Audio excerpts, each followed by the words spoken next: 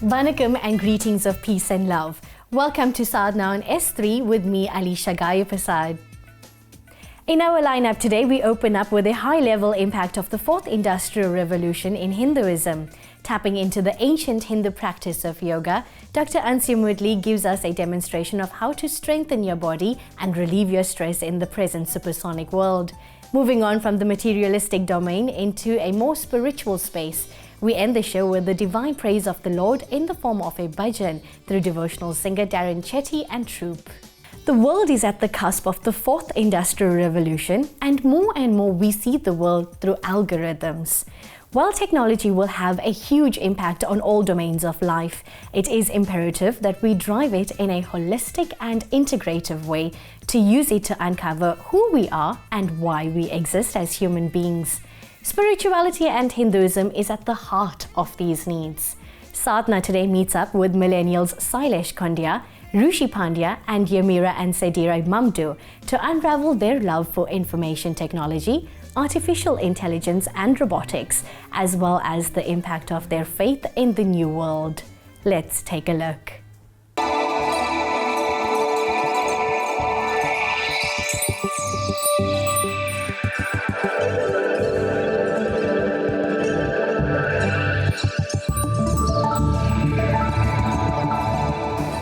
The fourth industrial revolution can be described as the amalgamation in the evolution of engineering in the field of artificial intelligence, robotics, quantum processing, and integrated systems.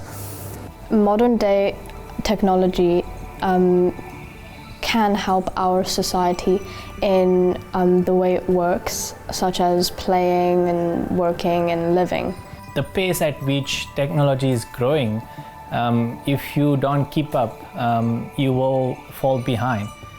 Each industrial revolution has been there to help people with their work, with their school, with just ultimately their lives, and just making it easier using, AI and machine learning, and, ultimately just helping everyone.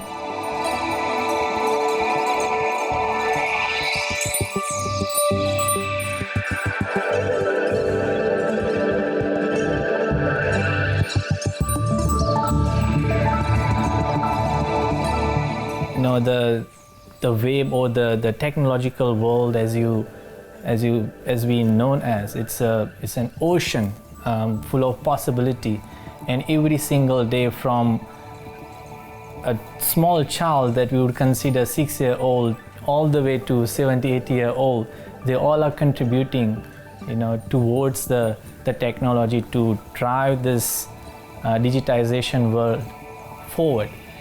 Robotics has been something that I visioned since I was young, and I wouldn't have thought that I achieved the things that I've achieved now. I only thought that I was going to be achieving these things later on in my years, and it surprises me how much you can actually get done.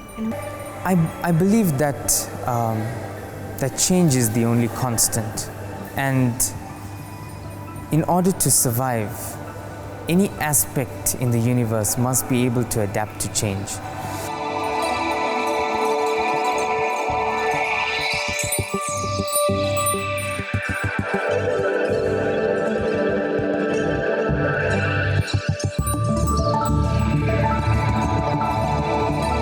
Where I was born and brought up, the technology wasn't the dominant force.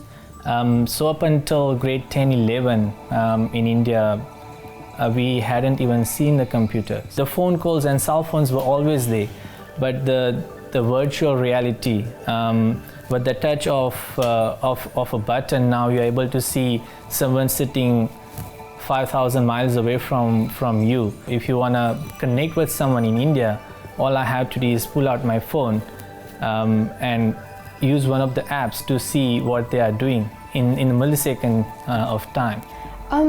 A simple Google search could give you multiple links to whatever you're searching for. And there are multiple apps, like daily prayer apps, that are fantastic.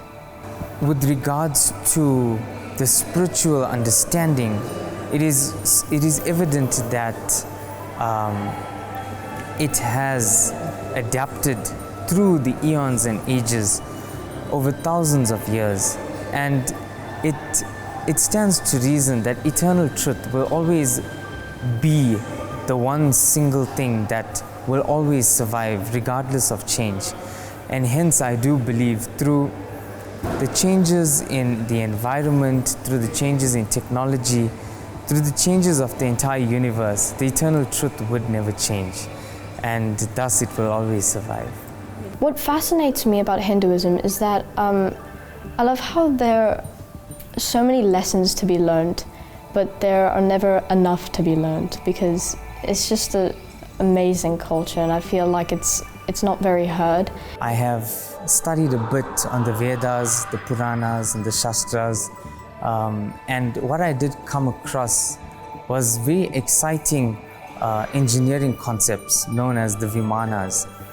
And these Vimanas are flying machines and flying aircraft-like and rocket-like machines used during the Tetra age and the Dwapara age. Whether you're a religious person or not, even if you take that at a gross level, where just in a story form where Ram Bhagwan and came from Lanka to Ayodhya in the Pushpak. So the Pushpak is the vehicle in our Ramayana scripture. They used a vehicle, or in today's world an aeroplane that they used to fly from Lanka to Ayodhya, to India. If there was no possibility of that kind of technology, how did that happen? Just because there isn't any tangible evidence of those technologies being used back then, does not mean that it did not happen.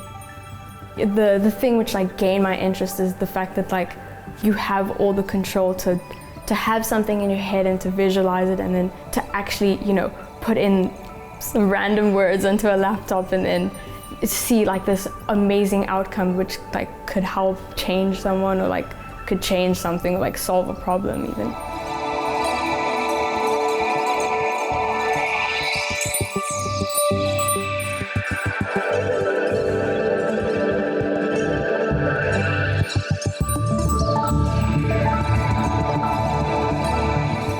What is very fascinating is that there's a lot of archaeological evidence, scrolls and engineering proof over time that has been found, descriptions and depicting this type of engineering that happened thousands of years ago.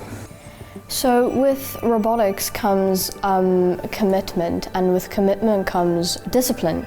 And my culture has taught me discipline is a very large part of my life, and I should constantly use discipline in everything that I do, especially things that I'm very passionate about.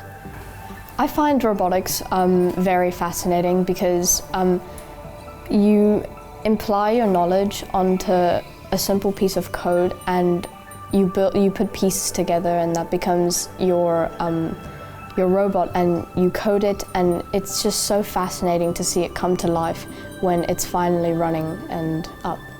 It's all well and good to give the power in a small child's hand, but if a child, or even an adult for that matter, hasn't built that character to digest the technology and how to use the technology, it can just as badly hurt him or her.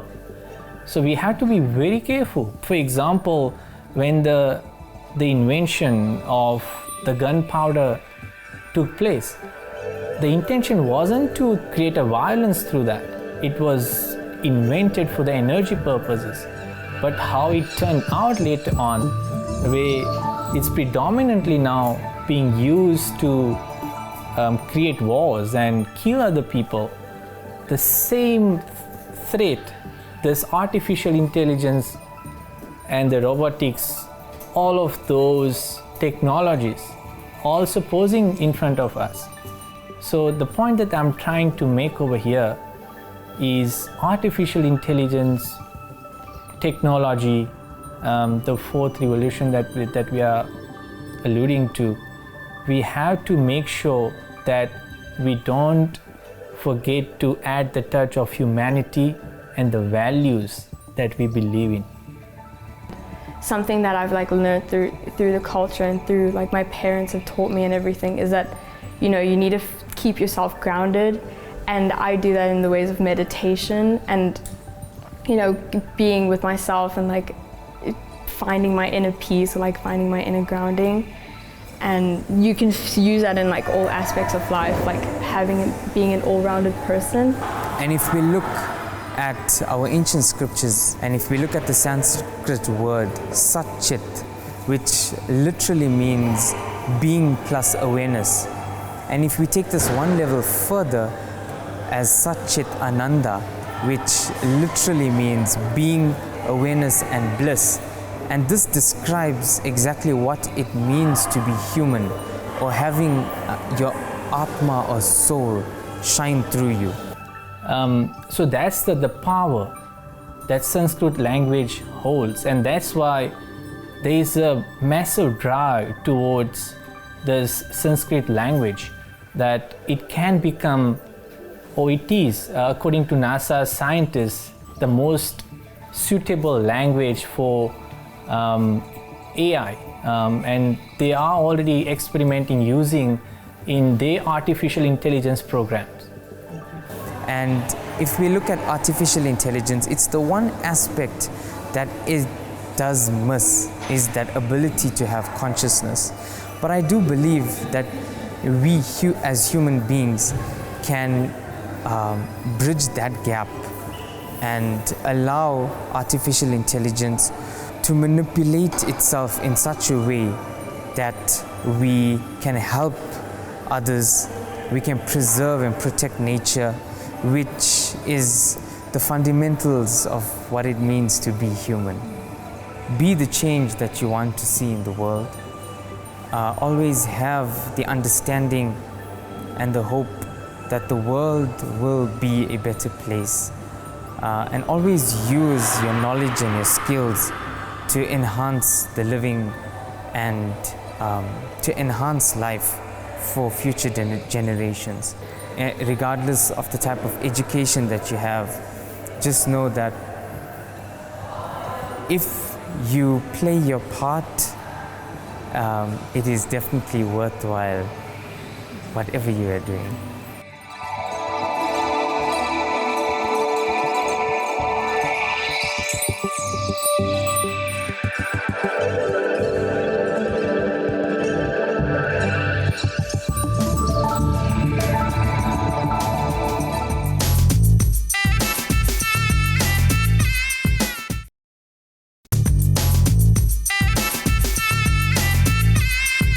Welcome back to Sadhana. As yoga becomes increasingly popular, more and more people are discovering the benefits that this ancient Hindu practice brings to their stressful lives.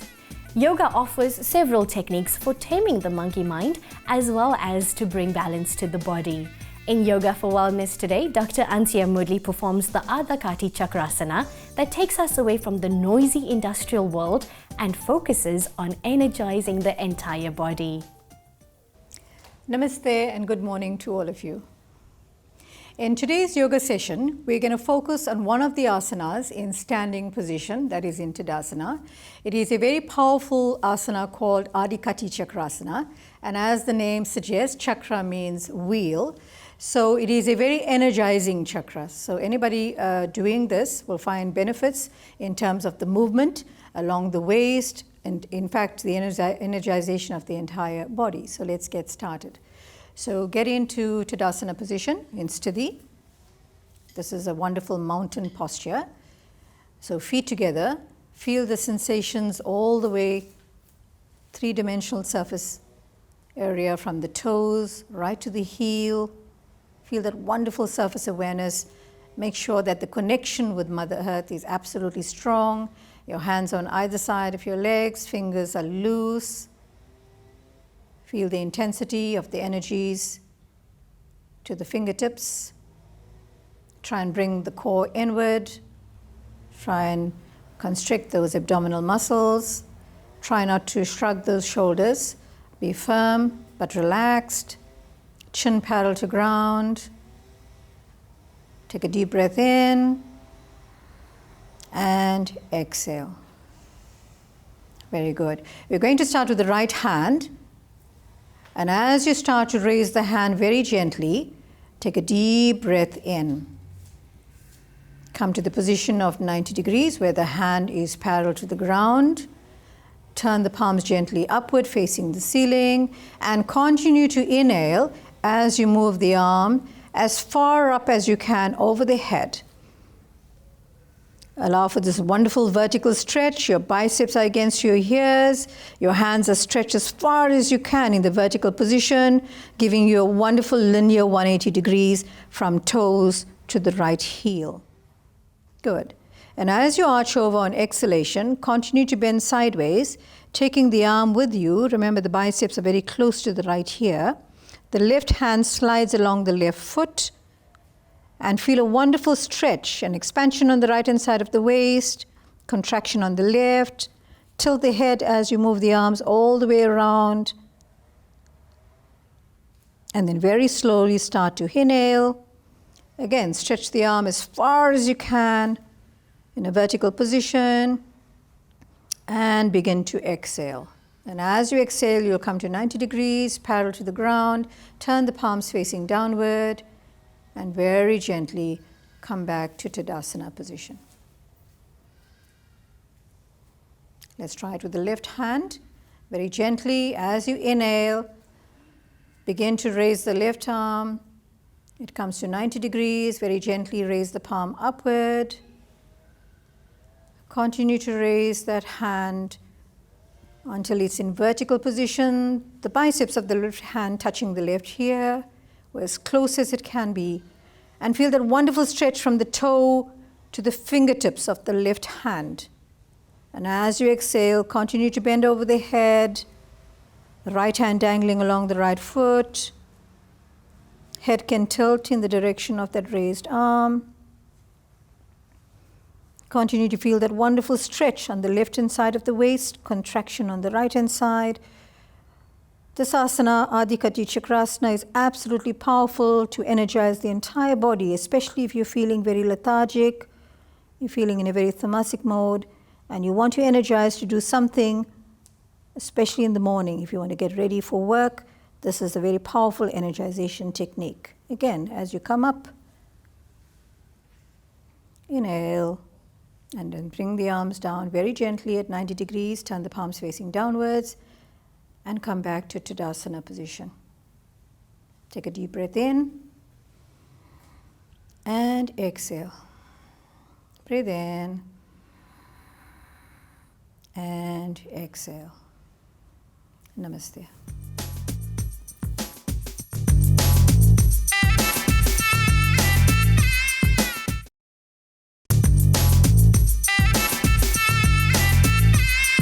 Thank you for staying tuned to Sadhana on S3. The ancient Indian texts prescribe invoking of our ever-blissful spiritual consciousness through the medium of sound vibrations. Under the tutelage of the great Isai Salva lyre Karthikeyan Pillai, Darren Chetty and musicians revive our souls with the divine praise of Lord Ganesha. Sit back, relax and enjoy. From the Sadhana team, keep shining your beautiful divine light into the world. Vanakkam. Lambodara Gananath Gajanan Lambodara Gananath Gajanan Parvati नंदन शुभानना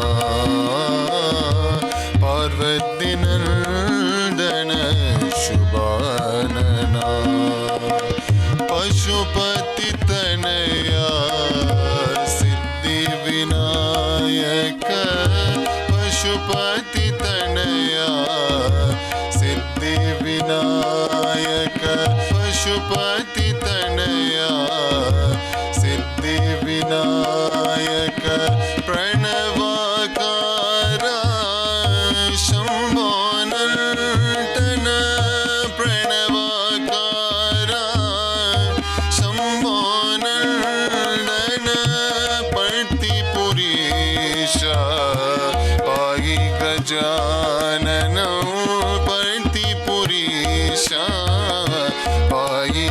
गजाननो पार्वती नंदन शुभानना पार्वती नंदन शुभानना लंबोदरा गणनाथ गजानन लंबोदरा गणनाथ गजानन पार्वती नंदन शुभानना पार्वती नंदन शुभानना पशुपति तनया सिद्धि विनायक पशुपति तनया सिद्धि विनायक प्रणवाकारा शंभो नंदन प्रणवाकारा शंभो नंदन पतिपुरीशा पाहि गजाननो पतिपुरीशा पाहि गजाननो पार्वती नंदन शुभानना पार्वती नंदन शुभानना लंबोदरा गणनाथ गजानना